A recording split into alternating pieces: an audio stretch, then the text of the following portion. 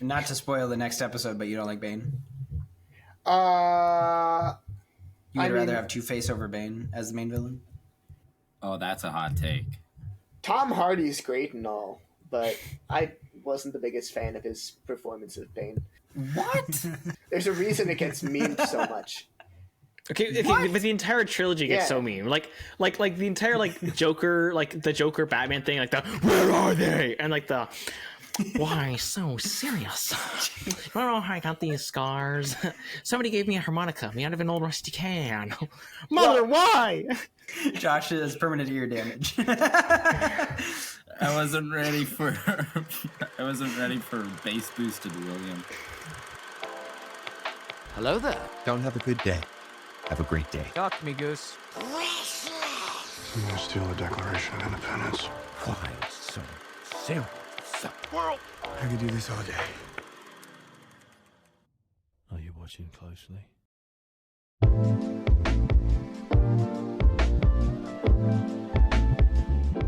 Josh, you need to wear clothes. Put that green screen over you. I am wearing clothes. Is this not clothes? Is this not clothes? Your shoulders are showing. The pilgrims would be so terrified. Goodness. Not shoulders. Let's use Josh's body for views. I mean, your self-confidence will plummet if it starts making us some revenue. Hang on, let me put the green screen up. Take it off, Josh.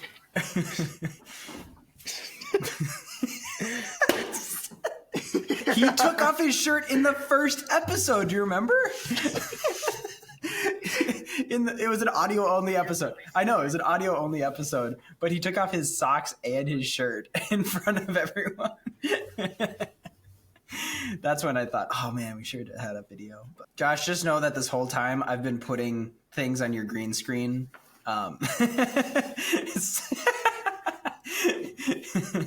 And they're not well done. They're just, they're blurry. It's badly keyed. Guys, my green screen sucks. Where do I? Josh, I actually have, I know you're like a half a country away. Where did she put them? Anyways, I have these clamps for my green screen that you need instead of tying them, because then it will be less. Maybe it's just to hide the mess. It could be anything. How do I? Can you tip your what? He's trying. I don't know how to screen. Also, guys, I'm sick. I hope I don't get you sick. Zach, I'm looking at your place. I thought you were gonna be in your new home where you just like your office so much. Well, I'm not gonna have internet there until this Friday. So. Gotcha. Yep. Actually, in my area, we're supposed to get like some CSI cables relatively soon and get like fancy dancy, better working internet. That's faster. CSI. Oh, we love CSI. CSI broadband. SCI. Oh yeah. Crime scene investigation Wi-Fi. Guys, I don't know how this is gonna work. I think Josh struggling with his green screen needs to be a new bit. So. Wait, are we recording? Oh yeah. Oh gosh. That's why I said I've been putting things behind you as you've been trying to put it up and struggle with it. I couldn't hear you. My headphones were off. Oh. So Batman. So Batman. Not again.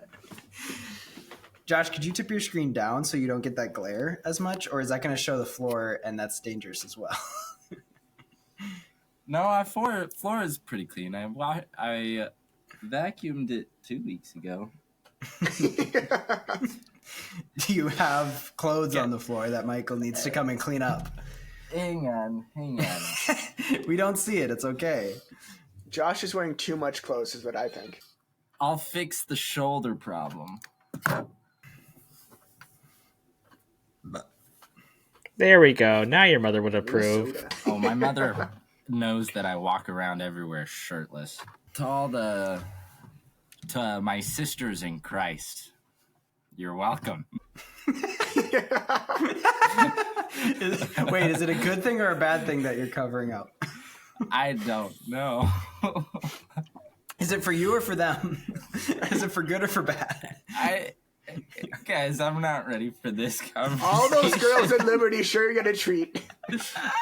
Hey, there's only one girl at Liberty I'm trying to please. Oh, okay. Her name is Michael.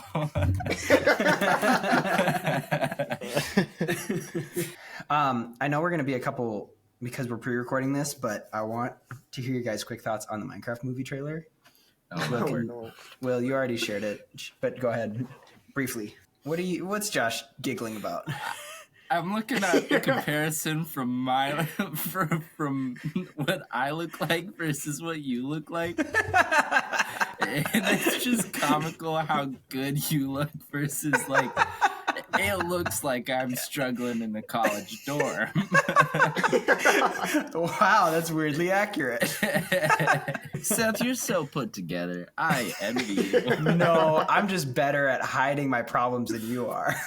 Oh, I wear them on my sleeve. That's why I put a sweater on. Imagine having problems. Title of the episode.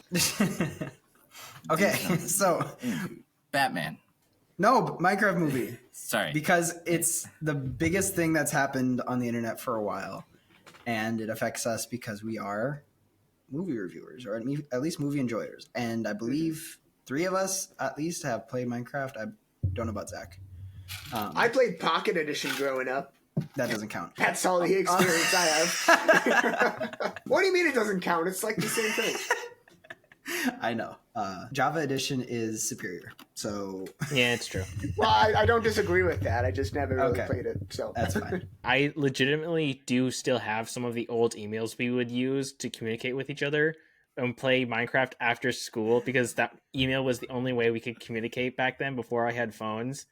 Like I've gone through like some of my really old archives and it's like, hey, are you on? Or I'm trying to do this, or can you try to log? And it's just, it's like, wow, really old school communication. Yeah, I did play Bedrock just for you, Will, because you didn't have Java. That's true love. And Ellie stole him away. And then Ellie took him. What do you guys think of the movie, the trailer, the teaser? It's not even a full trailer. It's technically a teaser. But the internet has been hating on it. I want to see what the dislike is right now. I mean, it's got over 1 million dislikes at this point, right? Really? I thought so. What? Let me look. Maybe I'm making things up. It's got 29 million views. Oh, you're right, Zach. It's at 600,000 likes and 1.2 million dislikes. Oh my goodness. That's like twice as many dislikes. That's so many. Here's the real question. One of the comments says we bullied Paramount into redesigning Sonic. Can we bully Warner Bros. Into redesigning their entire movie? I think that's what's going to happen. I see that happening. More comments. Whoever greenlit this to be live action was snorting the finest of redstone dust. How brave of Warner Bros. Leaving the comment section open. Are you sure you want to delete this world? It cannot be undone. Yes. Oh, one was, dear Warner Bros. April 1st is in 7 months. You could have waited. What do you guys think? I mean, what they really should have done is done all animation and do like live action with CGI, like most movies are today. Choosing one or the other. Mm-hmm. Doing both just doesn't look great. Kind of like we talked about in our Spider-Verse episode. You know, it can work for a cameo, but trying to do that for a full movie just doesn't look great. Because I don't think any of the animation looks bad. Like, I don't think the sheep or the creeper or any of that looks bad. Maybe I'm in the minority with that. I mean, I think if they had a whole animated movie like that, it wouldn't look awful. But especially when you have when your character of Steve is just Jack Black in a blue shirt. I'm just like, and also just the whole kind of using the Jumanji concept is just kind of the laziest way to do a video game adaptation. Kind of just saying, what if characters from the real world went into the video game world. It's also really funny because I sent this to you a couple days ago, but it's funny because they greenlit this weird-looking movie, but they canceled a Batman Beyond movie with the animators of Spider-Verse. So, yeah, Josh, did you see the Batman Beyond animated style thing that came out or leaked, and they weren't going to make that? Yeah, I was super, super disappointed. Which, it looks like the coolest thing ever, but... Mm-hmm. I mean, I grew up watching Batman Beyond, and I thought that looked really great. But I'm going to argue against it being fully live action because there have been short films that have done that, and they look fine, but it's not how Minecraft works. You cannot do that. Things aren't going to translate. You can have, like, people want to see it in live action, and that's why those fan films exist. If you start punching a block and you have a UFO tree that's floating, it looks better when it's exaggerated and square and things like that. Whereas if it's in live action, that's what it would look like, but it doesn't look right because our minds want it to be real.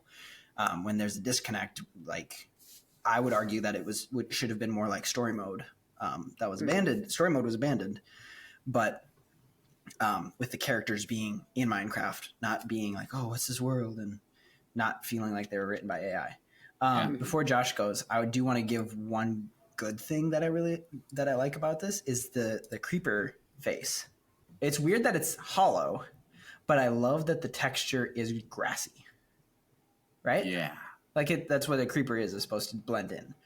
What I was saying, I just think they had to go one way or the other. Doing half animation, half live action just doesn't work. So yeah. Well, and it's even weird. You have to specify that it's Jumanji 2 and 3, and not Jumanji 1, because Jumanji 1 is way different than the 2 and 3, where those things are coming in. The things from the game are coming into the real world. So it's weird that people. I don't know if I needed that clarification because most people probably would be familiar with 2 and 3, but it's unfortunate because I know Jumanji 1 is very different, and even making 2 and 3 was weird and different. But I think a better way to do it would have been the way that they did Super Mario Bros., where it's a fake world, and they go into a fake world in the fake world, and it's like a unbeknownst adventure that this person is called on. And then you can have any sort of texture or whatever, and it could be live action, fake, whatever. And it would be perfectly fine. I think they could have done like full live action. They didn't have to stick to the blocky textures and stuff, and it could have worked. And they could have just used all of the concepts from Minecraft and have like redstone and stuff used in certain ways. I think they just fell into the uncanny valley, and it's just not going to work because they can't pick the side. If they went full animated, it would have been fine. If they went full live action, it would have been fine. But yeah, that's what Will said. He used the word uncanny valley, and usually that's the term used for human figures made in 3D that don't look quite right. But the disconnect between the world and the humans in the trailer looks just weird. And some people started watching it, and they're like, is this an ad for something? Is this really? I don't know. I guess. And there has been so many roasts, and Will's gone again. There was so much rumbling coming from him. He got a chat in before he said, he's gonna rejoin. Okay. So he left on his own accord. I was dying because his typing or whatever made it sound like something was crawling from one side of my head to the other. I thought you were going to say, since we were talking about Jumanji, it was like the rhinos are coming through the wall and you're... I was getting ASMR from William. That's what it was. Wow. That's my job. So hey! Okay, I think that works and better he's now. back. So Batman. No, we're not doing that again. So Batman. No, he's a Dark Knight. This is the movie William actually watched. Ellie. Josh was comparing my green screen and my general look to his green Don't screen. let her make fun of He's me like, too. got a saggy hoodie on. I'm dripping ice everywhere. His green screen is saggy. Yeah, his green screen and his hoodie are saggy. At least he's wearing clothes. I heard you say that somewhere. He wasn't for a bit. Okay. I was wearing a tank top. It was basically a wife beater. It's just like underwear. Did you say a wife beater? That's what it's called, isn't it? I mean, I wouldn't really know, I guess, but Not anymore. We are at 23 minutes. And it's, we haven't even started Batman. it's not 23 minutes for the listener because I've cut so much of what you guys have said. Guys, we're off the rails today. We probably have like 5 minutes of content so far. Oh, just wait till they get the security footage of our Jackbox games for my bachelor party. Oh no. let's get this party on a roll. I got chickens I gotta put away in like an hour. Oh, we are on a time crunch. William's got a farm. Oh no, responsibility. Couldn't be me as a college man. I'd neglect my homework. All right. So, Batman. So Batman. You're trying to stay away from it. William, will you give us a synopsis of the movie? Batman gives multiple human beings a lifetime's worth of injuries and a long stay in a hospital. That's pretty much the extent of what happens, honestly. Not a medical That's like every Batman movie. honestly. I won't kill you. I'll just heavily cripple you with medical debts. Well, that's my point. That's one of the main points of this movie that I wrote is The Dark Knight is a mental battle over the physical. But at the same time, all of these physical injuries result in a lot of financial battles between the injured and the medical insurance agents who are like, how did this happen to you? Was it your fault? And he's like, well, I was kind of doing crime. I think like most of Joker's minions were like Arkham Asylum inmates or whatever. And that's okay. That's I like this film. I think we can kind of go ahead and previously say like it's a good film. It's a Nolan film. It's The Dark Knight. Everyone kind of knows it. It's a good film, generally speaking. Just facts. You know, Only a good film? yeah, it's a good film. It's a great movie. It's a good and great film. You know, but there is a couple things kind of at the back of my head. I was like, kind of that's I don't know. It's maybe not a critique. Because like you're not really supposed to critique in a certain way, but just because of like the way that I kind of think about things, like, well, you know, like how exactly does the Joker like even manage to do any of this? Like, who exactly wants like? There's a lot of convenience. There's a lot of convenient things that happen for the Joker's plans to work all at once. Like when he's trying to hijack the transportation truck that's taking Harvey Dent in the middle of the night. Like he has to know where exactly they're all going to be and have like a bunch of guys right on the roof. So they have like these two lines of rope that they can just shoot across perfectly on the right alleyway at the right location. So they can get a helicopter that just perfectly happens to be right there. Like that's kind of a coincidence. And that wouldn't actually happen in real life, so to speak. And it's things like that where I'm also like the Joker just, the fact that he's able to so quickly take over and assemble such an army of willing people who are so like, yeah, I'll just, you know, work for this guy who's crazy. And like, you know, I don't get anything. He totally betrays and kills us all the time. But I just want to help him all the time. You know, I'm just going to be a super loyal person. Like, yeah, there's like things like that where like, I'm not going to nitpick it and break down the movie because if you do that, you can do that with any film if you really try to. I don't want to be a cinema. But there's a couple things where I'm just like, that's like, yeah. A little nitpick there, a little nitpick there. I don't know. That's just kind of going in the back of my head throughout the film, but still, though, it's great. Especially Heath Ledger's Joker, who's just awesome as the Joker. So you're talking about coincidences. You're right, but also movies have to have them. I don't think you get it completely. No, it's normal to Be a have boring things that are movie extra. without that. Yeah. So I don't know. I think I understand if you choose to look at that, but some of it's just got to happen. I think one of the goofiest things in this whole movie is in the opening scene where they pull the bus out of the bank and it just joins the line of buses. Yeah. No one seems to notice or care. It just goes. Hey, where'd that bus come from? I don't worry Everyone's about just it. okay with that. Well, it doesn't even pull in behind the buses. It pulls in between. And the bus buses. behind him is like, that's weird. That shouldn't happen.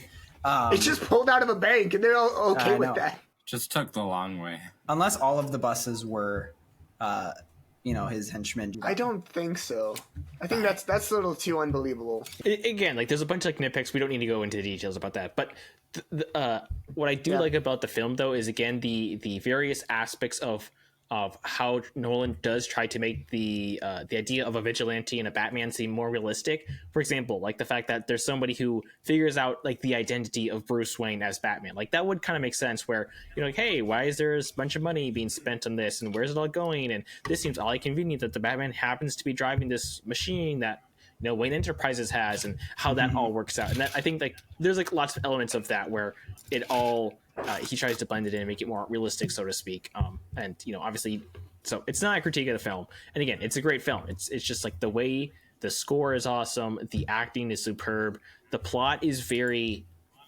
I mean, watching it for like the first time, it's very tense. Even though you kind of just through cultural osmosis, you kind of have an understanding of how it's going to end, and especially with like the tragedy of Harvey Dent. And actually, I think Seth, we mentioned this on the villains quote episode, where like his quote where you either live long enough to be you either die a hero or you live long enough to become a villain, and how that's such an iconic and ironic quote because it's so true, especially for Dent's character where he literally becomes Two-Face. And I really love how Nolan works on the portrayal of Harvey Dent and makes it so understandable where he kind of ends up for the most part, where he's the White Knight, he's the lawyer guy, whatever, blah blah blah blah, and like also like his kind of like his backstory, quote unquote, as being called Harvey Two-Face, and then how he literally gets like the oil and the gasoline on him and that burns him, and how he has his coin that he always uses as a joke initially, but then he decides to actually start using it when he takes on the Two-Face persona and tries to start getting revenge on people who he feels wronged him. I just really liked that development of Harvey's character, and how he's able to make that seem somewhat plausible and realistic. I know Josh has said in the past that some of the best characters are the ones that are relatable. I think you brought this up with Arcane, is you understand why they do what they do. Those are the best written characters, the ones who follow the understandable and next step that they would take. And that's what these characters do, and Nolan does that really well. I guess my main critique for this film, while we're still kind of talking about critiques, is that I think Two-Face kind of gets wasted in this movie, I would say. Just because he's put at the end? Instead of like the main core of what makes Two-Face so iconic in other media? I think he could have been the villain for his own movie after this. Like, I think it would have been cool if after he gets freed from the hospital, like that's his last scene in the movie.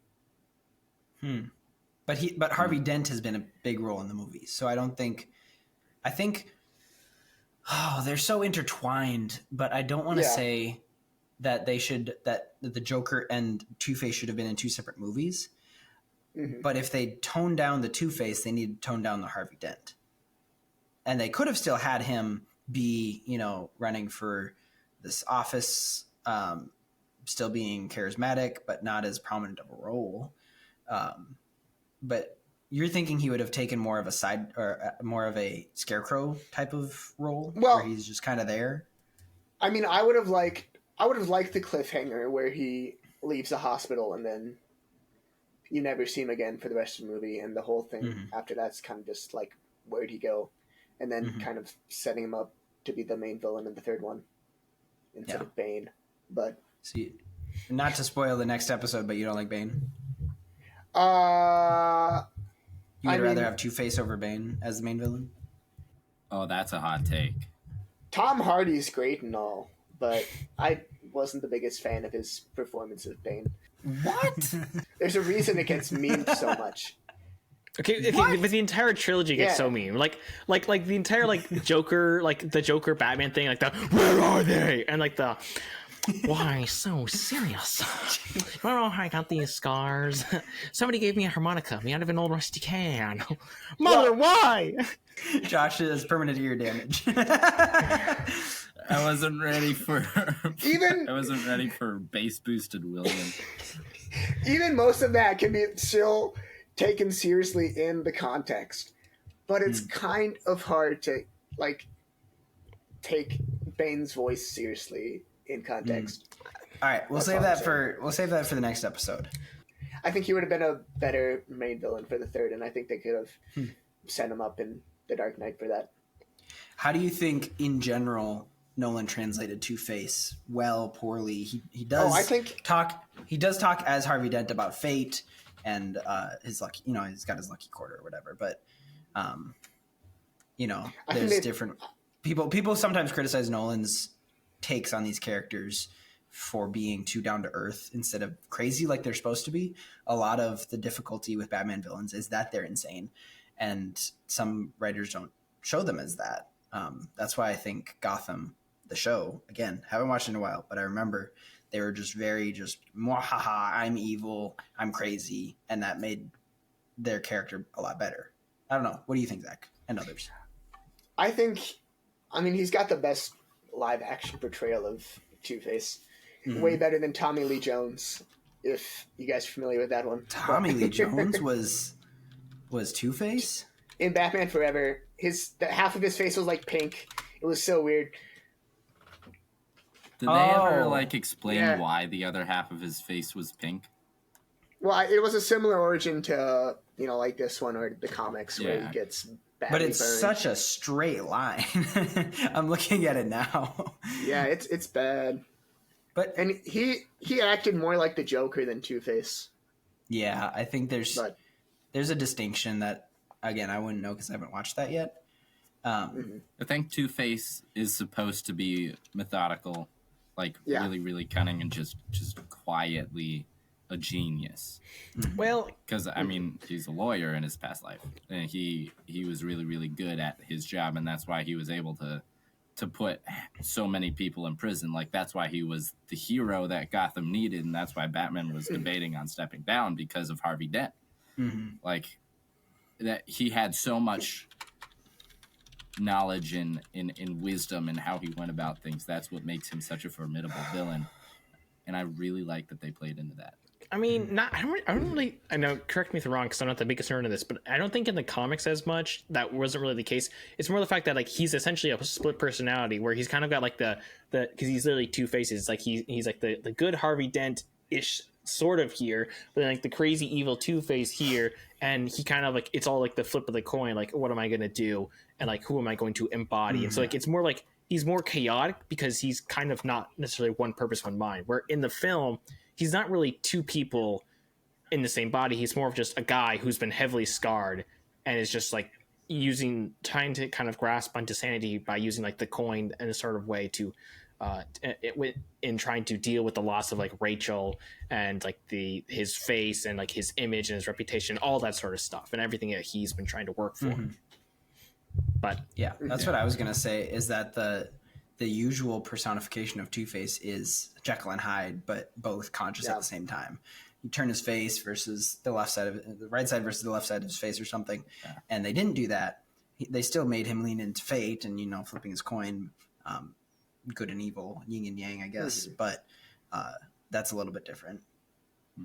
Yeah, his dark side is still usually pretty methodical. It's kind of one half's a DA and one half's kind of a crime boss. Where he's got the anger issues and everything, but he still knows how to come up with a strategic plan, and that's not just chaos. But I think overall, The Dark Knight perfectly set up Two-Face and everything. I think he needs to be presented as this savior for Gotham that's not beating people up in the streets, who can do things through reformation and all that, rather than Batman's violent strategies. And it's kind of the whole point of his character is kind of goes with Joker's whole philosophy in the movie that any white knight can fall to the dark, and Two-Face is how he proved it. And I think it was interesting just to see the different ways that the Joker kind of poked and prodded at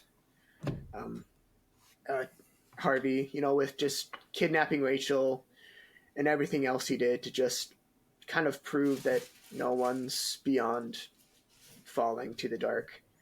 Mm-hmm. And so I think they did a really great job at writing that, and I think Aaron Eckhart did a great job at encapsulating both sides of the character, with the happier Harvey Dent side and then the darker Two-Face side.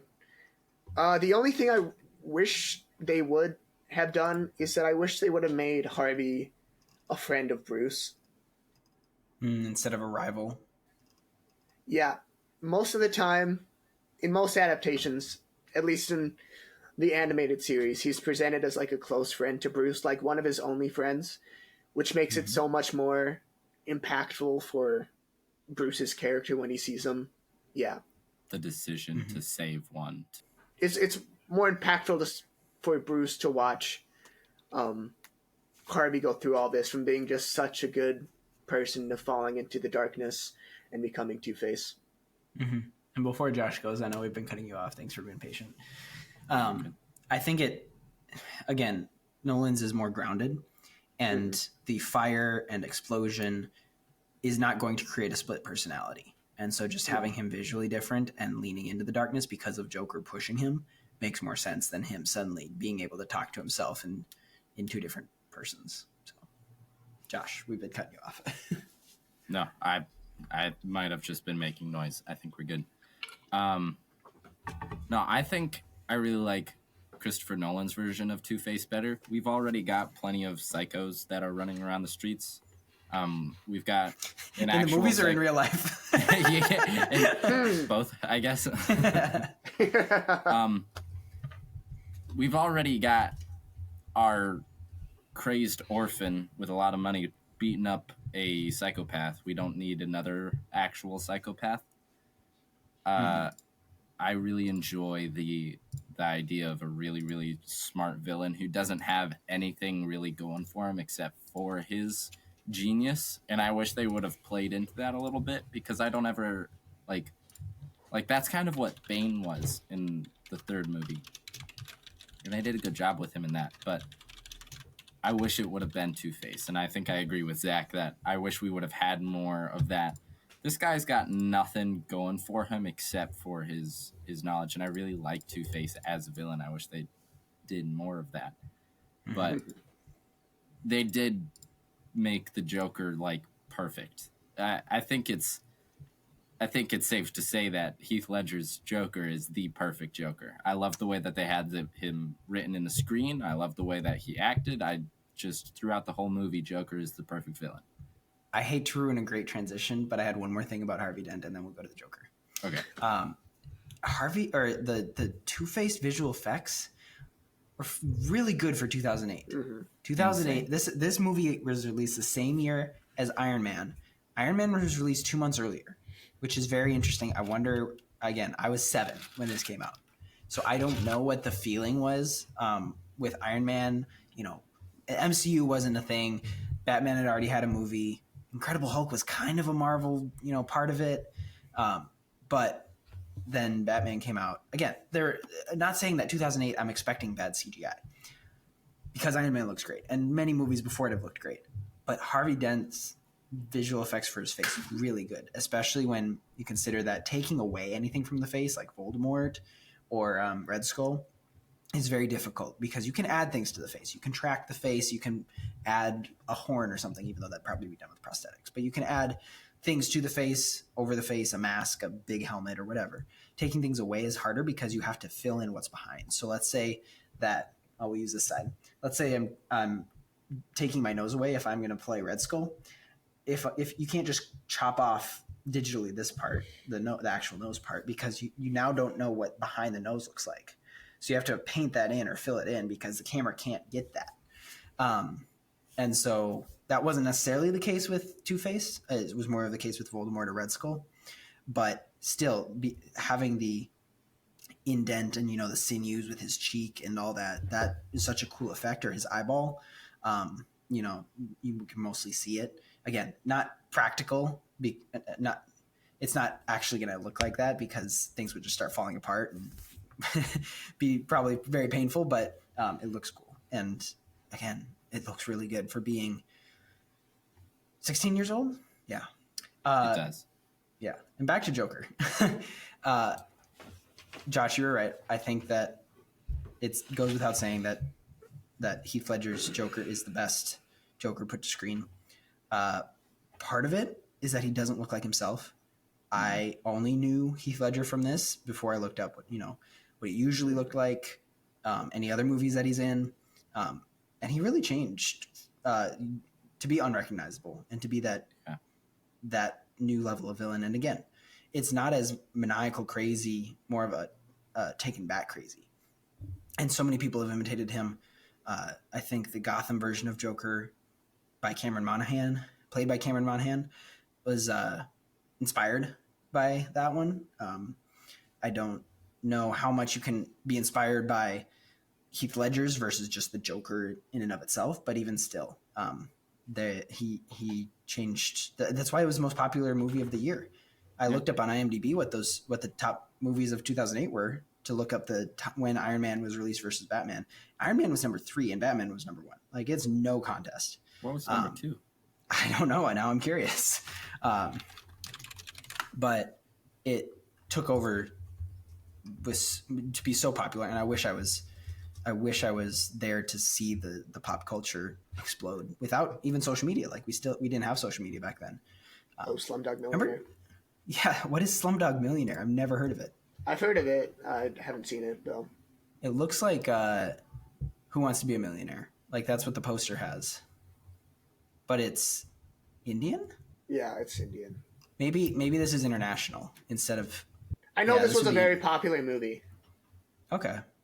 I don't know. Here's a question. So he's the best Joker, but is he the best Joker adaptation? Yeah. Well, okay, what's the difference? How do you define the best Joker versus the best adaptation, which sounds like the same question, unless you want to redefine. What I mean to say is that I think he really made the Joker his own, and he really did great at that. But it does kind of stray from the source material. Okay. I'm not saying it's bad at all, but. So you're saying, like, as he rewrote the Joker to be more grounded, as we've been calling it, versus directly adapting the comics and playing the most Joker-y Joker, right? Mm-hmm. Yeah. Okay. Well, I think kind of what Zach is talking about is the fact that the Joker is a bit more, for lack of a better term, crazy, and that there's a bit more spectacle. No kidding.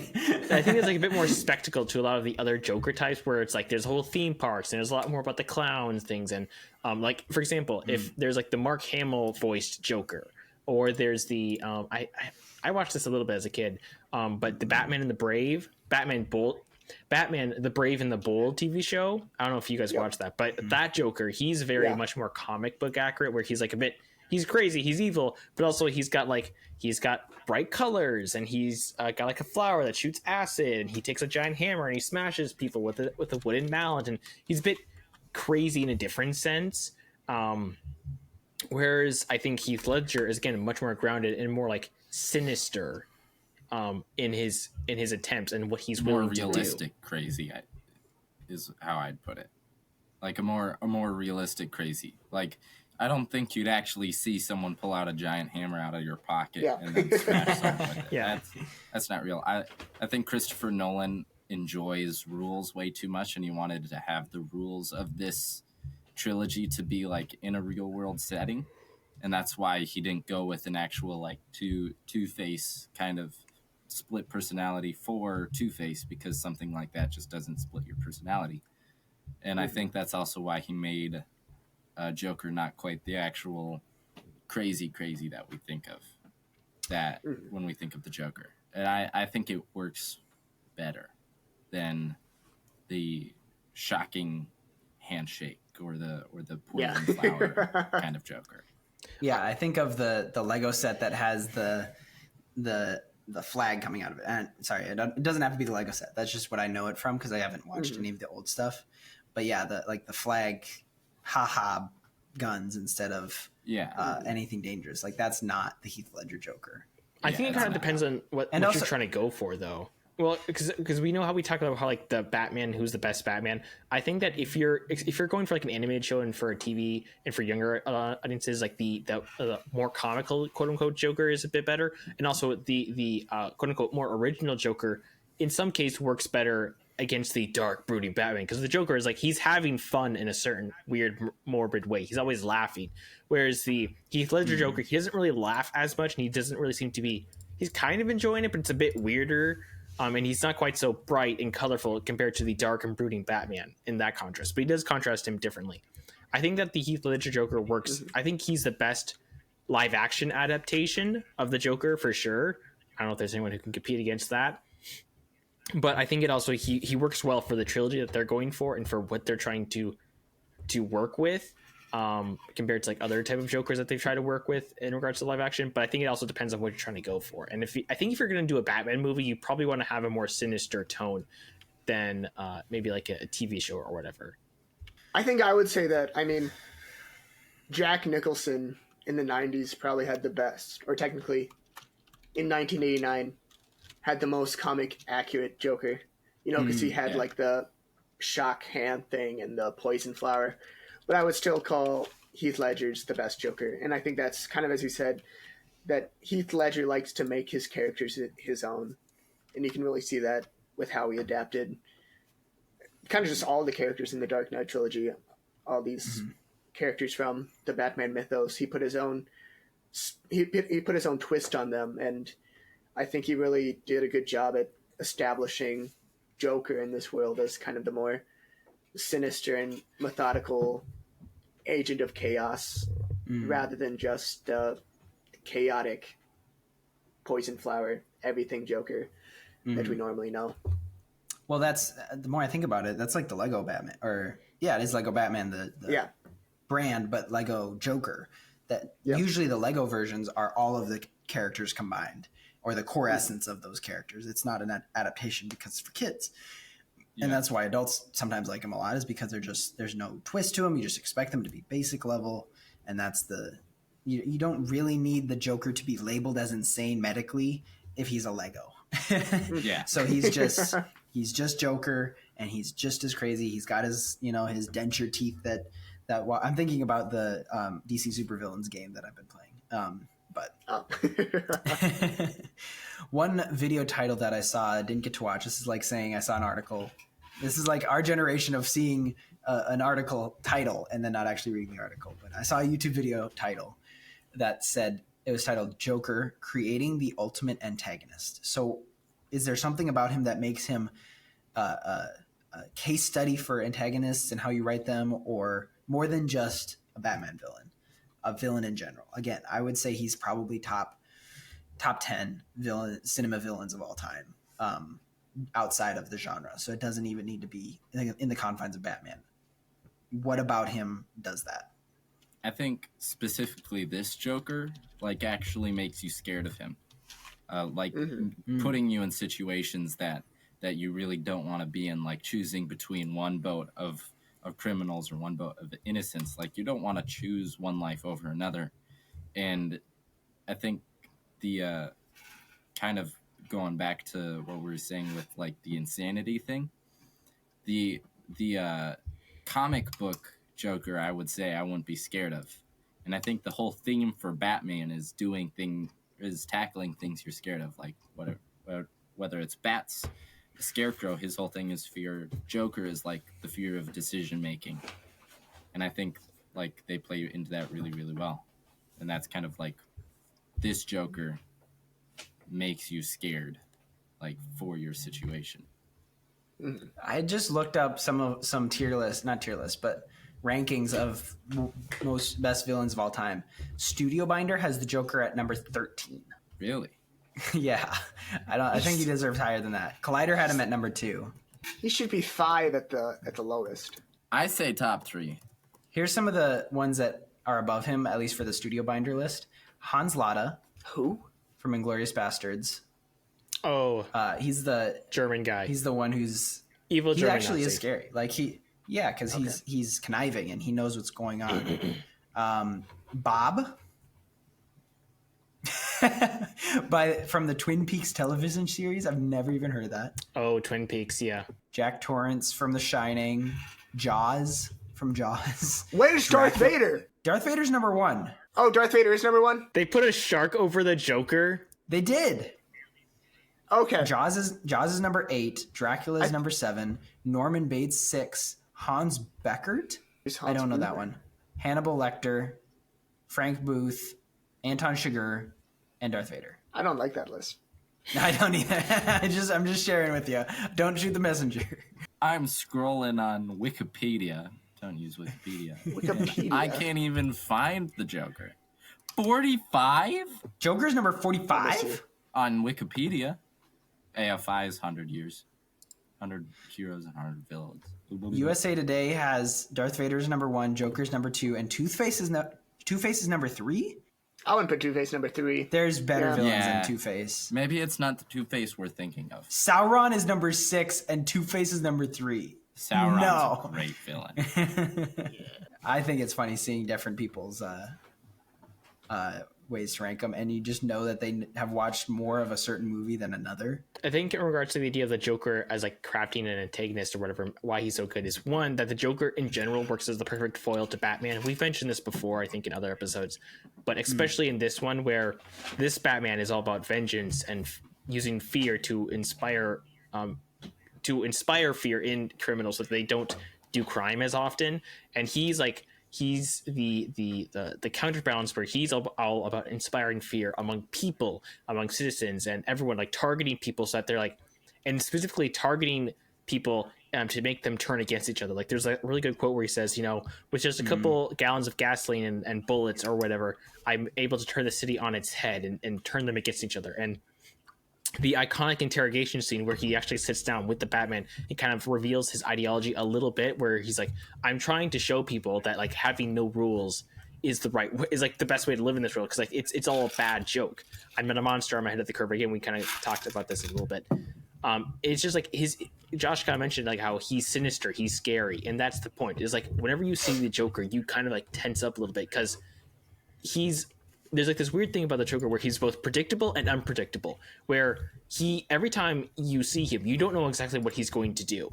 He might have a bomb in his jacket. He might just slice open somebody's throat or face, and because he finds it funny about making a joke about smiling, or the scene with Rachel and how he's clutching her, and like you can tell that she's terrified. And I think that also goes to Heath Ledger kind of adopting the persona of Joker and being like kind of scary on set, according to what people have said about it. There's that aspect, but at the same time, he's not totally unpredictable. Like there is a method to his madness, in this strange way, and how he always has like this plans, like to get captured and then to escape and to use the phone that as a bomb, and then to find Harvey Dent, and then to like, oh no, burn him alive or something like that, and then like get to him and blow up the hospital. Like there's this craziness and inherent in uncertainty about the Joker that makes him hard to like stop, because you don't know exactly what he's going to do. But at the same time, he's also very clearly has some sort of agenda and this plan of sorts. Even though he says I'm not a schemer, he kind of has his own little schemes that he's working on and reacting to, and it's just fascinating. I found another list. Will can go take care of chickens or something. I found another list. Again, Darth Vader's always at the top. You dipped so fast. He's gone to take care of the chickens. Here's the list from Empire Online. Darth Vader, Joker, Loki, Hans Gruber, Hannibal Lecter, Hans Lada. At number 7 is the funniest one, because there's so many after it, like Anton Chigurh, Voldemort, the alien, Gollum. Number 7 is Kylo Ren. Oh. I'm sorry. Honestly, he was like the best Take it part of the back. sequel trilogy, but I still don't think he should be that high. But he's not better than Sauron or Palpatine or Agent Smith. He's better than Sauron? I'm sorry, you need to get a new list. So kind of what we were talking about with kind of what makes him one of the greatest films ever. Is so first I want to say when I took a PSEO film class, one of the first films, or I think the first film I analyzed that I got to choose was The Dark Knight, obviously. Mm-hmm. And one of the things that I remember writing in that about the Joker is that one of the things that makes him so great is just how real he feels. Like, even in the terms like of this trilogy, you know, like in Batman Begins, Scarecrow's all about, he's got that magic fear gas. Ra's al Ghul has all these magic warriors and everything. And then Bane's got super strength and all that. But the Joker is just a guy. I mean, even though there's all these all these coincidences that would have to happen for his plan to work, I mean, you still like have this feeling that this could happen, if you know what I mean. Yeah. And I think that's one of the things that just makes him so great. And I think the other thing is, despite him looking so physically different from Batman, he really is a dark reflection of Batman. You know, like the Batman who broke his one rule. And you really just kind of see where, just kind of like based on who the two of them are and where they're at, you kind of see where that drives and how that kind of, how each character lives their lives with that. Well, with Batman following the rule and with Joker not following the rule, and kind of just what that does to each of them. So, I mean, Batman can kind of see where he would be if he had broken his one rule. Yeah. And I think what's interesting about the Joker character in general, outside of The Dark Knight, is that he wasn't supposed to be a good villain. He was supposed to be a one-off, like Condiment King. Apparently, one of his first inclusions was not as Batman's ultimate nemesis. He was just another villain that ended up taking off, and people really liked him, and he became iconic. But you're right; it's because of that. And maybe was it Jack Kirby who made him? No, it wasn't Jack Kirby. He's mostly the Marvel guy. I don't think he would have been the creator of Joker. Joker creator. Created by Bob Kane. Oh yeah, Bob Kane. I don't know that Bob Kane would recognize that when he first made him, but it developed into that, you know. Okay. And probably where Batman is unraveling the truth and the mystery and being the world's greatest detective, Joker is the one who planned that and made it so confusing. And that's it's the opposite. You know, we're not so different, you and I. Either that or they're completely different, but they kind of end up crossing paths. Little things. What do you guys think of the new Batcave? Again, it's temporary. It's the one under the docks, the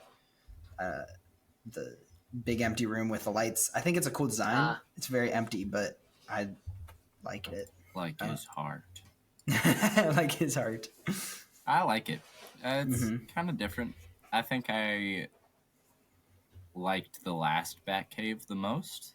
It felt like I genuinely didn't know where he was, which is good. Like from the Batman Begins, that one, I know it's down a well or something like that, but I enjoy the idea of like, where the heck is this? Like, it doesn't feel like it's close to the manor at all. It's really funny to me because I mean that location is like a common filming location now for like music videos and stuff like that. Yeah. So it's really funny now to see it used for like music videos and stuff. So Yeah. I wanna share my screen. Is anyone familiar with the band Half Alive?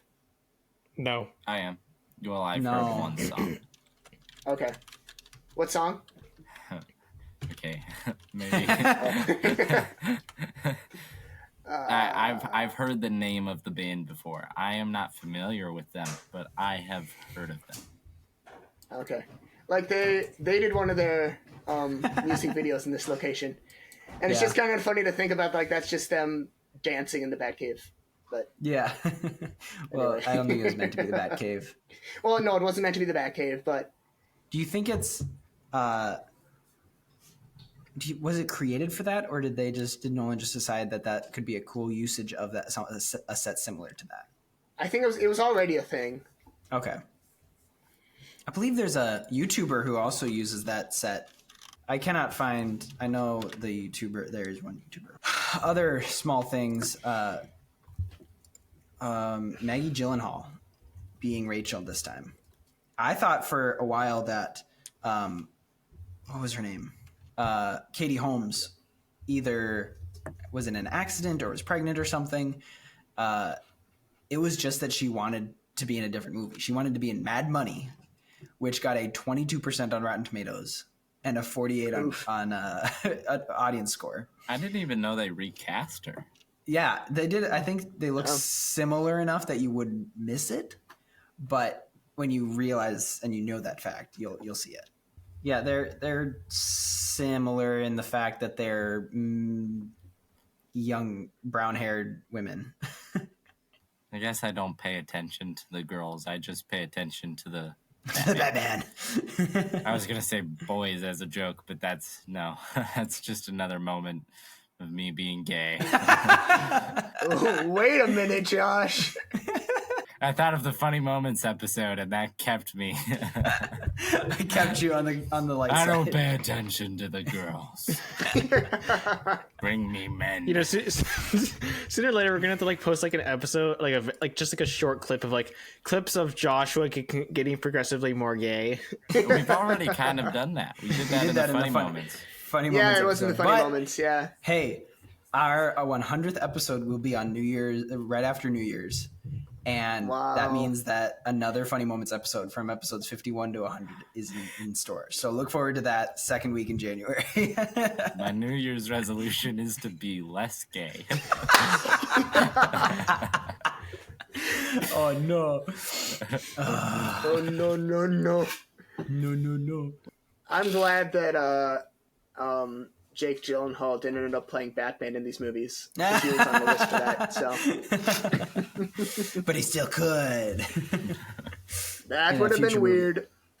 What if he plays Batman for the DCU, and then you have Robert Pattinson and Jake Gyllenhaal as two different Batman at the same time? What if we just do a Batman multiverse No Way Home thing? We just have all of them come together in one movie. Oh man. That doesn't work with the tone of Batman. Don't do it. Okay. Do you think do you guys know the Justice League that should have been video? I'm here to help. Well, since you guys are here, why don't we team up? I'm sorry that I'm late. I'm glad to see that you all got started without me. Frankly, I was a little surprised I got the invite. You can't beat me, Barry. You brought yourself a friend. Welcome.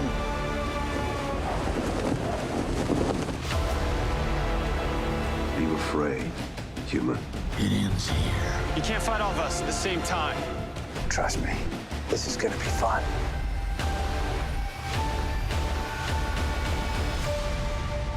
I'm sorry, what's Joker gonna do while Sinestro and Reverse Flash go crazy? Yeah. I know it's janky, but it's been viewed millions of times, and some of it could have happened. I think especially the Dark Knight with Man of Steel could have still happened. I wonder what that would have looked like. I mean, we get a glimpse at it, and I think whoever edited that did a really good job making it seem like it could have happened. Yeah. I don't know. Well, there's a video that I forgot who released it, but what if Batman vs Superman would have been with Christian Bale's Batman, and he wrote a full new version of the Batman vs Superman script. Channel I should Awesome. find that video, but It's from Channel Awesome, at least when I type in that. okay. And he also did What If Christian Bale was in Justice League? There was another one that was What If Batman v Superman had Christian Bale and Brandon Routh? One thing if I may, quick. No. Sorry, go ahead, Will. Well, it's just okay. There's just like this one thing that's kind of like was kind of like not bugging me, but I'd always kind of thought like the Joker like died in the film and he didn't. So was that ever explained like what happened to him? Because like the whole point of like the Joker is like, oh, it's an unstoppable object and an immovable force, and we're gonna have so much fun together because you can't kill me and I'm not gonna kill you. I'm just stuck here swinging. Wow. Because I always thought that like, maybe he fell to his death or something before watching it, but that didn't really happen. So, was there any explanation for like really what happened to him? You see him in prison at the end. Do you? I just remember the I think so. the cops coming up and the cops grabbing him from the building, I believe. Oh, maybe there's not a shot of him in prison, but you see him taken away. Could be a deleted scene.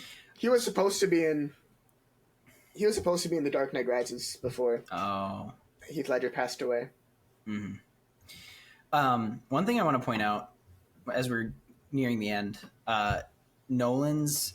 I want to talk a little bit about how Nolan's hand.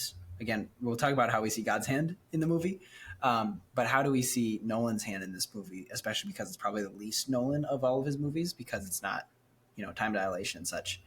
One thing I noticed, at least from a good cinematographer perspective, is how he uses or how he lights Harvey Dent at the very end, especially with the shadow. You mostly only see the human side of him for the most part. That might have been for visual effects reasons, but also it usually with the Harvey Dent character, you end up getting one shot of light bouncing and hitting half his face. You're like, oh, it's foreshadowing what he's going to become. But that one is I think better done because it's not light that's being on his face. It's the shadow covering his dark side. And then, he's turning his head and showing different parts of him. And I think that's where cinematography tells the story as well. I think we see more of Heath Ledger's hand rather than Christopher Nolan's hand in this one. I think Joker's character is just so monumental in the movie, and it's not so much Christopher Nolan setting the tone for the movie. It's Heath Ledger. But then again, that's Christopher Nolan allowing Heath Ledger to do that. But I don't know. Of the three Batman movies, this is the least Christopher Nolan feeling one.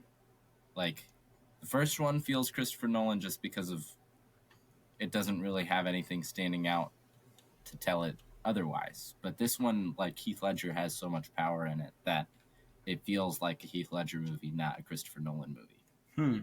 Interesting take. I think where we really see Christopher Nolan's hands in this one is, I think I might have brought this up in our Batman episode, but this movie essentially has a fourth act because,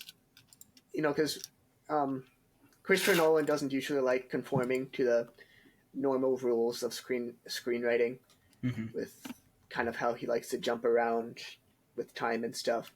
But in this one, because kind of when Joker ends, or when things end with the Joker, you basically could have had a complete story right there. But then he has the final scenes with Two-Face, which kind of essentially give the film a fourth act, which is just interesting in terms of screenwriting.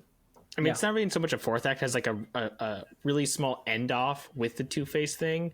And I think kind of the whole point of like the ending with Two-Face is that to show that the Joker is defeated, but at what cost? And the cost is Harvey Dent, who is the best of us and who has been torn down. And then also you get to see the thing of like, you get the ending scene where it's like, we have to call on the dogs and chase down the Batman, who's, I'm not the hero that like Gotham needs. I'm the hero I'm the hero that Gotham deserves, not what it needs or whatever, or something like, or what it needs, not what it deserves. I can't remember exactly, but that whole sequence, and also like the whole like he's a lethal protector, a watchful guardian, a dark knight, and that whole thing, and I think that's kind of to show like the Joker's been defeated, but this is kind of different compared to the Batman Begins, where that one's a bit more hopeful, where Rachel's alive. Like there's still the idea of we've beaten the bad guys. There's like we've kind of cleaned up the city a little bit, even though it's been through some rough times. This one's much more somber and a bit like, what this is the cost of being Batman and Gotham and what we've lost in this fight. And it's not not without hope, but it's also like this is what the Joker has done, and he's left this this mark on Gotham, and it's a very tragic and unfortunate mark and a legacy. Mm-hmm. Yeah. What do you guys think of the Batman ending his run after this movie? Because that's kind of that's odd to be done at this because he began, some may say, in the first movie, and then he's in his prime in the second. Maybe that's why it's so good. But then he's done at the end. Was that a wise call, especially going into the third one?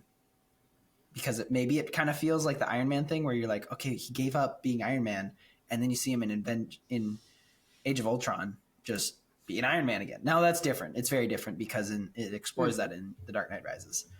And but there's also like, why did he feel the need to be done? Except that he also explains that. Maybe I'm just posing questions that have already been answered. Does he really end though? I thought he just kind of went into more like hiding and like took like he's taking the heat for all the Joker stuff, but he's kind of just laying low more, really. I thought you said it yourself. You set the dogs on him, and Batman's not going to be Batman. He's just going to because he knows they're hunting him. Like he knows that he's decided to make Batman the antagonist and take down his symbol. Is what he talks about.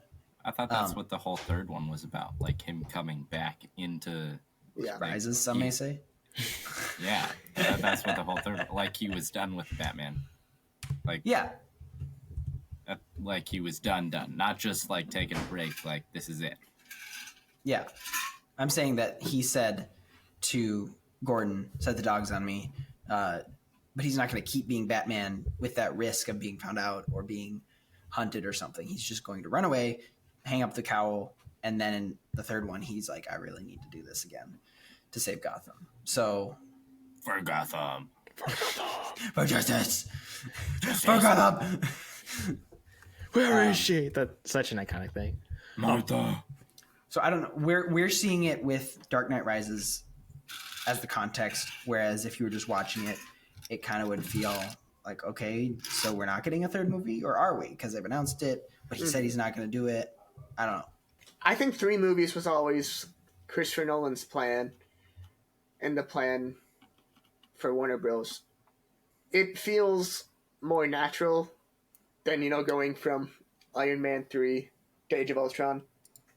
Because I think there was some miscommunication and some misunderstanding within the studio and directors and everything there. Because that just doesn't feel like a natural progression from Iron Man 3 to Age of Ultron. But I think it was really Nolan's plan to have him kind of have Bruce pull back from being Batman at the end of the second. I think that's kind of when you follow, it's kind of like how Empire Strikes Back had a dark ending. And I think he kind of wanted to leave The Dark Knight with a dark ending. Yeah. Whoa. So that's deep. Oh, yeah. One thing that I've always been confused about, again, maybe you guys remember differently or something. Did the 2 boats just not work? The whole explode? I remember the Joker saying, if neither of them do anything, they'll both explode. He had the remote. And he had a remote. Okay, because the prisoner one, the guy threw it out the window, and the civilian one, he put it back in the box. So I thought that there was, if neither of them made a decision, both would blow up. But the deciding factor ended up being that Joker didn't have the remote to set them both off, right? Well, he did, because if you remember in the fight scene, it was like he's like, now here we go, and he's expecting it to blow up, and it didn't. And then he's like, oh, I guess I have to do everything myself. And so he's like, okay, that's why I brought a little backup plan, because that's when like he's wrestling with Batman, and he pulls out the remote, and then Batman's like, blah blah blah blah blah. Do you want to know how you got these scars? He shoots the whatchamacallits, and Joker pulls out the remote to detonate it, but it's knocked away, and he's unable to do that. Okay, so I missed where he didn't have the remote anymore. Gotcha. Okay, because it just doesn't seem like Joker to not have something go to plan. It should go to plan, and maybe that was one thing that wasn't like he shouldn't have had it on his person, or maybe he was just so confident and whatever. It's not something I'm going to get hung up on. Well, I think that's kind of part of him thinking that people are naturally evil, and that they're going to want to be selfish and take out the other boat if it means their survival. Mm-hmm. You brought up how Joker thinks that people are evil, and I was like, but aren't we? So, at the very least, what can you learn from the movie? Is the Joker right? Is how do you see God's fingerprints? Was Joker right? Aren't we evil anyways? What made the people on the boat decide to not push the button? I don't know. What are your guys' thoughts? And generally summed up to, where do you see God's fingerprints in The Dark Knight? Okay, I'd just say that generally speaking, the Joker, his whole point is that, like, that, like, he kind of makes the point of, like, we're not so different, you and I, in the sense that, like, everyone else, like, it's a bad joke that everyone believes in their morality and their code, and that deep down we're all terrible, we're all like me, and that everyone else is just kind of like a hypocrite in the sense that, like, at the first sign of trouble, we're going to just drop all our code and morality and do whatever it takes to survive. And there is certainly a lot of glimmer of truth to that. Like, if you can think about the Hunger Games, and, like, if you put people in a tough enough situation, they're going to do terrible things to survive. Again, that's kind of the point about the Bible, is that people are kind of terrible. We're sinners. At the same time, however, there is also, like, a lot of things that are created and established in the human. There's a lot of things that also enable humanity to kind of rise out of that situation, such as, especially like the humans have the capacity to figure out solutions that don't put us in situations where we have to resort to terrible things to try to survive, and where we don't have to just, like, decide to do just blow up a boat in order to do things like that. Like, you can establish institutions and traditions, and we have the capacity for mercy and compassion, and, like, through understanding that and trying to understand and trying to form connections with fellow human beings and stuff like that. Like, it's a bit of, like, that's a bit cheesy of peace and love type of talk, but there is, like, I think a profound truth in the fact that in the Bible it talks about how man has this great capacity for man has a capacity for doing terrible things, but they also have a capacity for doing wonderful things as well. And I think the Joker is just kind of he's trying to somehow make a point that people are deep down kind of awful. And yes, I mean, if you put people in enough bad situations, and that's why we need the salvation of Christ, because we can't save ourselves in the situations that we find ourselves in on a cursed and broken earth. But that's not all that we are. And so, and I think, like, maybe just generally speaking about some final thoughts about the film in general and seeing God's fingerprint, so to speak, is just, like, the fact that, like, you have, like, different aspects of the law and people trying to push back against agents of chaos, like the Joker. Like, you have, like, Harvey Dent, who represents, like, the maybe not incorruptible, but the idea of, like, the white knight, the person who works in the legal system to try to take down criminals, and who's like then you have people like the Batman, who are, like, vigilantes and kind of take it upon themselves to work in the shadows and to use, like, less perhaps less appreciative and less welcomed ways of doing things like that. And you have people like Gordon, who is, like, also the incorruptible cop, who's the honest cop, who's just trying his hardest to, like, do right in this terrible city. And even if he fails continuing all the time, but he keeps on doing that. So I guess that kind of, like, Gordon, honestly, I like him the most in some respect, because he works within the bounds of what he's of the cards that he's dealt with, but he doesn't necessarily lose himself to, like, the darkness in the same way that, like, Batman does. And I kind of see in that a bit more of a Christ-like example of kind of working your way through the world and doing what you can with what you have, even though that, like, people around you are like, they're not the same. They don't have, like, the same beliefs. People around you, they don't have the same drive to try to do good. In Gordon's case, it's all these corrupt cops, and he lives in a very tough city that's full of crime, and despite that, he continues to soldier on. So I really like that idea from Gordon. To bring some Bible into this, I think a very applicable verse comes from Proverbs 21:2. Every way of a man is right in his own eyes, but the Lord weighs the heart. Goes on to verse 3, it says, to do righteousness and justice is more acceptable to the Lord than sacrifice. Doesn't matter what you give up. If you're pursuing righteousness, if you're pursuing justice, the Lord will weigh your heart. And if you aren't doing it for your own selfish intention because you think you know better, like the Lord will reward that diligence. The Lord will reward those who fervently serve him rather than their own heart. And I think we see everyone in this movie doing exactly that, doing what they see as right. Even Batman, like he's just trying to make the decisions that will have the best outcome. And yeah, he's making them for the right decision, for the right reasons. I would say that he has a very justice-centered mindset. But so is Joker. He's just doing what's right in his own heart. And I think what we need to do as Christians is to make sure that we let go of our own heart and just give our desires to the Lord and have what we pursue be what he wants to be done.